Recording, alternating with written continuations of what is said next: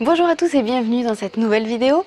Aujourd'hui, je vais répondre à une question qui m'a été posée sur la communauté. Donc si vous ne savez pas de quoi je parle, je vous le mets dans le petit en haut à droite, ça s'affichera, ou alors vous cliquez sur le petit, vous allez avoir la notification de la vidéo qui vous explique ce qu'est la communauté en fait.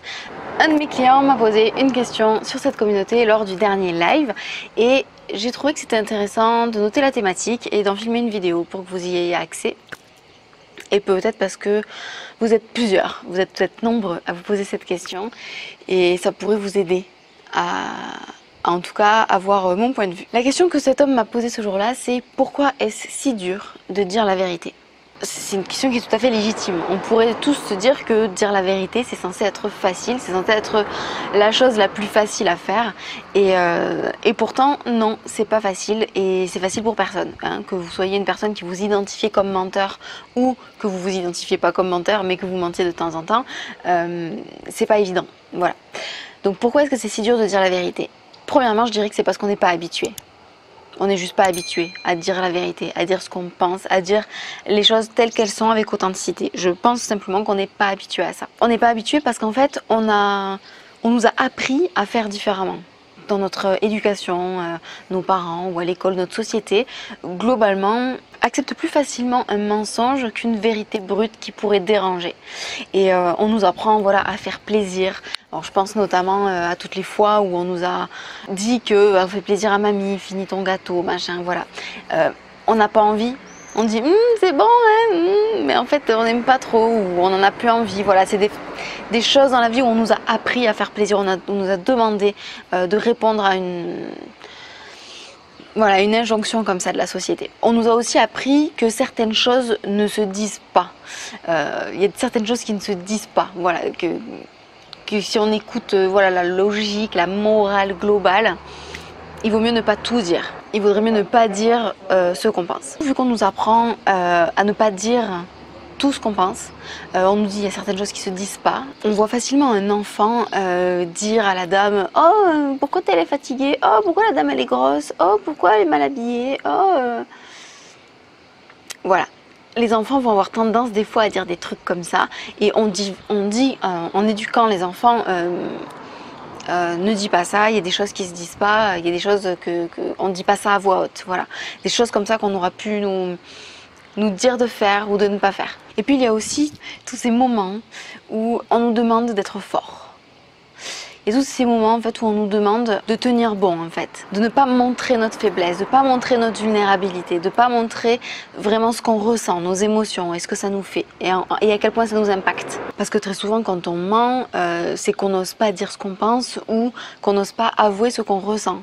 Et ça du coup c'est vraiment lié au fait de ne pas oser être vulnérable en société, en public ou avec les gens. Et puis autre chose que je peux vous dire par rapport à ça, pourquoi c'est si dur de dire la vérité, c'est aussi parce que parfois la vérité fait mal en fait. Parce que finalement c'est plus facile des fois d'inventer un mensonge qui arrange tout le monde, plutôt que de dire quelque chose qui va déranger, même si c'est vrai. Et on n'a pas envie qu'on nous dérange, hein, dans la société, dans ce qu'on nous demande, on n'a pas envie qu'on nous dérange, on a envie que tout soit lisse et tout soit parfait, que surtout on ne dise pas les choses. Et c'est si dur de dire la vérité parce qu'on n'est pas habitué. Voilà, on nous a appris dans notre enfance et dans notre éducation globale de la vie à faire autrement. On ne voit pas l'exemple autour de nous non plus. Vu que personne ne le fait, on ne se dit pas que c'est une bonne chose de le faire ou une bonne idée. Et aussi, juste regarder toutes les séries et tous les films qu'on regarde. Il y a toujours des histoires de mensonges dedans, il y a toujours des petites tromperies, des petits trucs, des petits non-dits, des choses comme ça. C'est toujours à la base de tous les scénarios de films, de séries qu'on peut avoir. Plus je travaille sur le mensonge, et plus je me rends compte que dans chaque film, dans chaque série que je regarde, il y a toujours du mensonge. Et tout ça, c'est pour faire en sorte que tout se passe bien. Tout ça, c'est pour donner une belle illusion que tout va bien, en fait.